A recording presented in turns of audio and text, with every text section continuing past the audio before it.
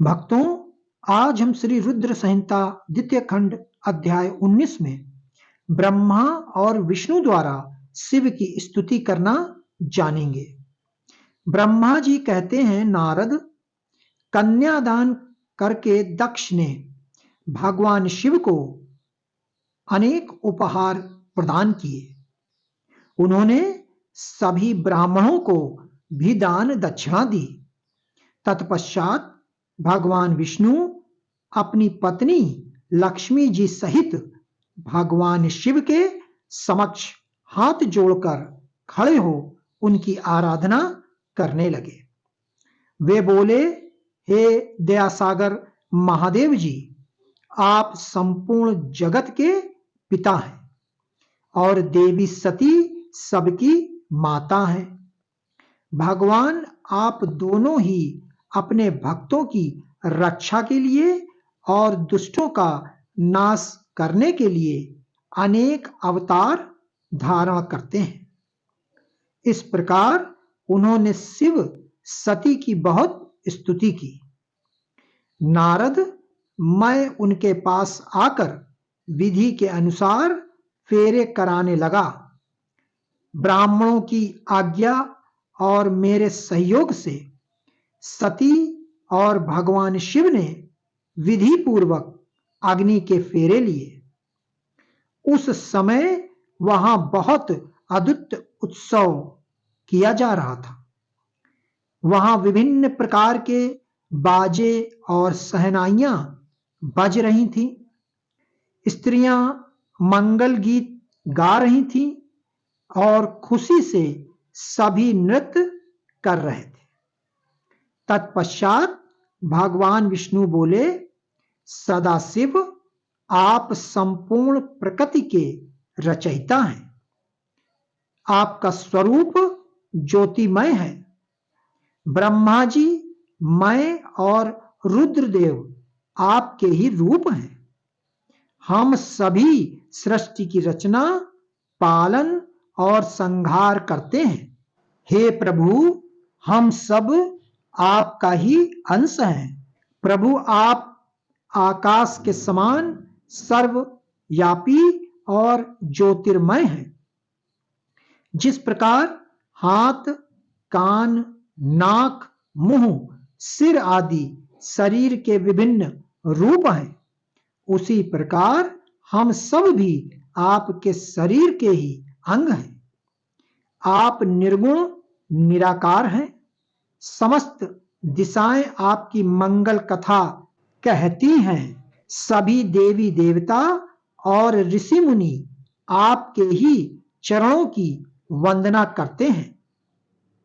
आपकी महिमा का वर्णन करने में मैं असमर्थ हूं। भगवान, यदि हम सबसे कुछ गलती हो गई हो तो कृपया उसे क्षमा करें और प्रसन्न हो।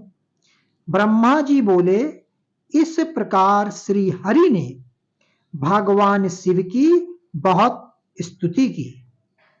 उनकी स्तुति सुनकर भगवान शिव बहुत प्रसन्न हुए। विवाह की सभी रीतियों के पूर्ण होने पर हम सभी ने महादेव जी एवं देवी सती को बधाइयां दी तथा उनसे प्रार्थना की कि वे अपनी कृपा दृष्टि सदैव सभी पर बनाए रखें, वे जगत का कल्याण करें।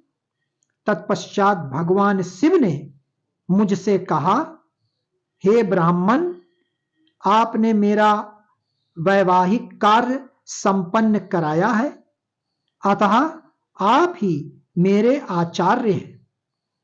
आचार्य को कार्य सिद्ध के लिए दक्षिणा अवश्य दी जाती है। इसलिए आप मुझे बतलाएं कि मैं दक्षिणा में आपको क्या दूं। महाभाग, आप जो भी मांगेंगे मैं उसे अवश्य ही दूंगा। मुने, भगवान शिव के इस प्रकार के वचन सुनकर मैं हाथ जोड़कर उनके सामने खड़ा हो गया। मैंने उन्हें प्रणाम करके कहा, हे देवेश, यदि आप मुझे अपना आचार्य मानकर कोई वर देना चाहते हैं तो मैं आपसे यह वर मांगता हूं कि आप सदा इसी रूप में, इसी वेदी पर विराजमान रहकर अपने भक्तों को दर्शन दें। इस स्थान पर आपके दर्शन करने से सभी पापियों के पाप धुल जाएं। आपके यहां विराजमान होने से मुझे आपका साथ प्राप्त हो जाएगा। मैं इसी वेदी के पास आश्रम बनाकर यहां निवास करूंगा और तपस्या करूंगा। हे प्रभु, मेरी यही इच्छा है। चैत्र मास के शुक्ल पक्ष की त्रयोदशी को पूर्वा फल्गुनी नक्षत्र में रविवार के दिन जो भी मनुष्य भक्ति भाव से आपका दर्शन करे उसके सभी पाप नष्ट हो जाएं। रोगी मनुष्य के सभी रोग दूर हो जाएं।